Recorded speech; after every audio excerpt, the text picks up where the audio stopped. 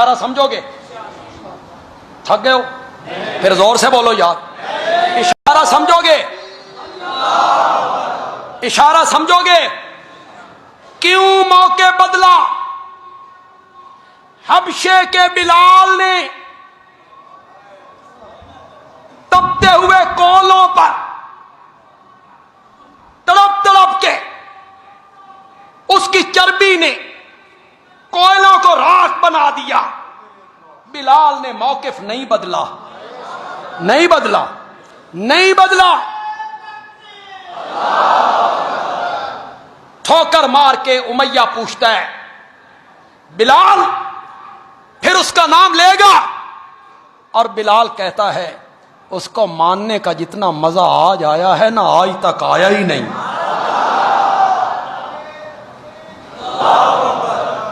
जरा हौले नारा मारो, कोई सुन ना ले।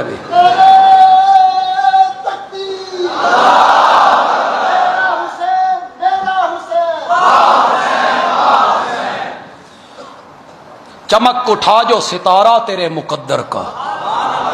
अल्लामा इकबाल बोला, बिलाल को तपते हुए कोलों पे तड़पते हुए देखा तो अल्लामा इकबाल बोला, चमक उठा जो सितारा तेरे मुकद्दर का, हबश से तुझको उठा के हिजाज में लाया। हबश से तुझको उठा के। एक जुमला कहते हुए मुझे बड़ा मजा आता है, बड़ा मजा आता है मुझे। आपको मजा आ जाए, जितनी बार आपने सुभान अल्लाह कहा है ना, उससे जरा ज्यादा जोर से सुभान अल्लाह कहें। अब आपने हाथ बुलंद करके सुभान अल्लाह कहनी है जब मजा आ जाए। हबश से उठाया, हबशे से उठाया, फिर मंडियों में बिकवाया, फिर मक्के में पहुंचाया, फिर रहमत से आमना के लाल के कदमों में लाया। और जब बिलाल आमना के लाल के कदमों में आया तो बिलाल के कदमों की आहट को जन्नत में पहुंचा के रख दिया। चमक उठा जो सितारा तेरे मुकद्दर का, हबश से तुझको उठा के हिजाज में लाया। इसी मैं कदे से हुई तेरे गम कदा की आबादी। इसी मैं कदा से हुई तेरे गम कदा की आबादी। तेरी गुलामी के सदके हजार आजादी। तेरी गुलामी के सदके हजार आजादी। वो आस्था न छुटा, वो आस्था न छुटा तुझसे एक दम के लिए। और किसी के शौक में तूने मजे सितम के लिए। और जफा जो इश्क में होती है वो जफा ही नहीं, और सितम न हो तो मोहब्बत में कुछ मजा ही। बिलाल ने मौके बदला? जोर से बोलो, जोर से बोलो। बिलाल ने तो नहीं कहा मुझे वापस जाने दो। बिलाल ने तो नहीं कहा, सुमैया ने तो नहीं कहा। मौके बदला? उसके नाजुक जिस्म को दो जानवरों से बांधा। अबू जाल ने कहा, सुमैया मैं तुझे आखिरी मौका देता हूं, इस नबी का कलमा छोड़ दे। मौके बदल, मौके बदल, वरना जानवरों को मुखालिफ सिमत में भगा के दो टुकड़े कर दूंगा। सुमैया ने कहा, ये जिस्म दो टुकड़े हो सकता है, और जिन नाजुक हाथों ने मोहम्मद अरबी के दामन को पकड़ा है उस दामन को छोड़ नहीं सकते। सुमैया ने मौके बदला, जनीरा ने बदला, अबू फकीया ने बदला। कौन बदलता है? मौकिफ कौन बदलता है अपना? इमाम अहमद इब्ने हंबल, उनको कोड़े मारे जाए। किस बात पे? वो कहते थे कुरान मखलूक नहीं है, कुरान अल्लाह की सिफ्त है। बादशाह कहता था कुरान मखलूक है, हादिस है। वो कहते थे नहीं, ये रब की सिफ्त है। कोड़े लगे, उनका बेटा कहता था अगर ये कोड़े हाथी को मारे जाते, हाथी भी बर्दाश्त न करता। कुछ कोड़े मार के वो पूछते, मौके बदला। इमाम अहमद मौके बदला, मानते हो कुरान मखलूक है? इमाम अहमद कहते ई तूनी बे किताबिल्लाह व बे सुन्नत रसूलिल्लाह। कोड़ों से मनवाना चाहते हो, इमाम अहमद से मनवाना चाहते हो तो अल्लाह की किताब लाओ या मोहम्मद अरबी की सुन्नत लेकर आओ। बदला मौकिफ? नहीं बदला।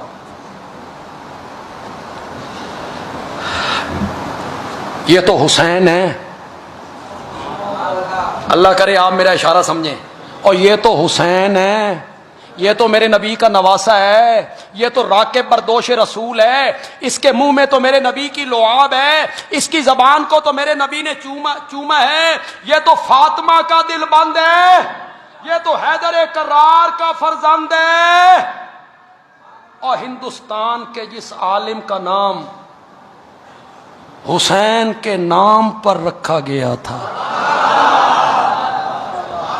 कौन है? कौन है? हुसैन अहमद मदनी। कराची के खालिक दीना हाल में अंग्रेज जज पूछता है, हुसैन अहमद तूने कहा है अंग्रेज की फौज में भर्ती होना हराम है? और देवबंद का सुपूत कहता है कहा है, क्या होता है? कहा है क्या होता है? तेरी अदालत में खड़े होकर कहता हूं कि अंग्रेज की फौज में भर्ती होना हराम है। ये है आजादी की जंग लड़ने वाले हीरो। और नौजवानों और जिन्होंने तहरीक पाकिस्तान का मुताला किया है, बोलो पाकिस्तान हिंदुस्तान बनने से पहले यहां कौन हुक्मरान था? अगर अंग्रेज न निकलता तो पाकिस्तान बनता? किसने निकाला? ये तुहाडे किसी लीडर की कुर्बानी होवे तो पेश करो, लाओ। एक दिन की जेल काटिया।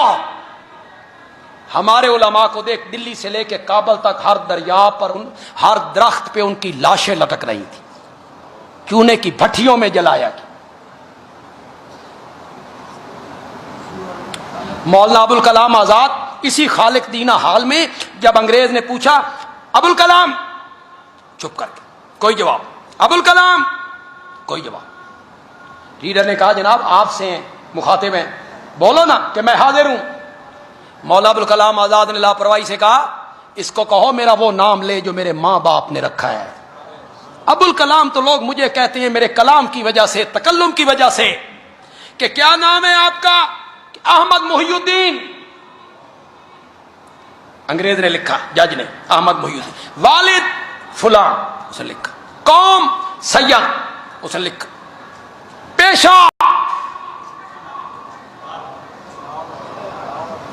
मौलाना अबुल कलाम आजाद ने कहा पेशा बताता हूं, लिखोगे? उसने कहा लिखने के लिए बैठा हूं। मौलाना अबुल कलाम आजाद ने कहा पेशा अंग्रेज के खिलाफ बगावत करना। उसका कलम जहां था वो रुक गया। होश में हो? वहां अबुल कलाम ने एक जुमला कहा, ये मेरे जवानी के दोस्त हैं हुसैन अहमद मदनी, मुफ्ती कफैतुल्लाह, मौलाना सईद अहमद।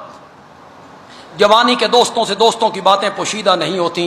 इन तीनों से पूछ लो अबुल कलाम ने जब से होश संभाला है आज तक झूठ नहीं बोला, शराब नहीं पी, जिना नहीं की। अमीर शरीयत सैयद अताउल्लाह शाह बुखारी रहमतुल्लाह अलैह को किसी ने आके बताया तो शाह जी ने मोची दरवाजे में तकरीर करते हुए कहा मिर्जा गुलाम अहमद कादियानी तैनते नबूवत दा दावा सजिया ही नहीं, तू परले दर्जे दा झूठा कज़्ज़ाब। नबूवत का दावा करता अबुल कलाम आजाद था तो झूठा पर सज जाता, कि झूठ नहीं बोला, जिना नहीं की। उसने कहा 6 महीने कैद बामशक्कत। जज ने सोचा मौलवी ये रख जाएगा, और मौलवियों के पास एक जुमला है अरबी का, सबकत लिसानी हो गई। सबकत लिसानी थोड़ी इस्तिलाह चाहते हैं यू टर्न। यू टर्न सबकत लिसानी का मतलब ये है आखना कुछ होर चाहता सा ते जरा। मौलाना अबुल कलाम आजाद ने 6 महीने कैद बामशक्कत सुन के एक जुमला कहा, उन्हीं की जबान में सुनाना चाहता हूं। बड़ा मजेदार जुमला है, बड़ा मजे। मौलाना अबुल कलाम आजाद ने कहा, जनाबे जज,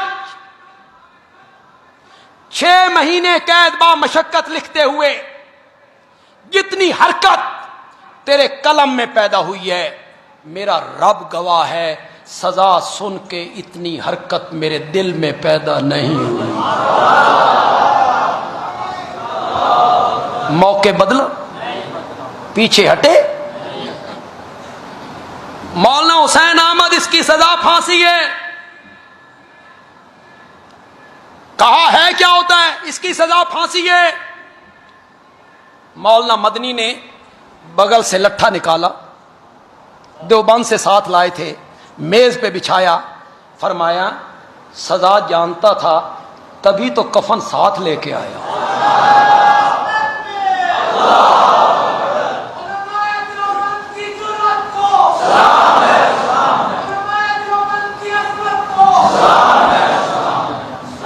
मेरा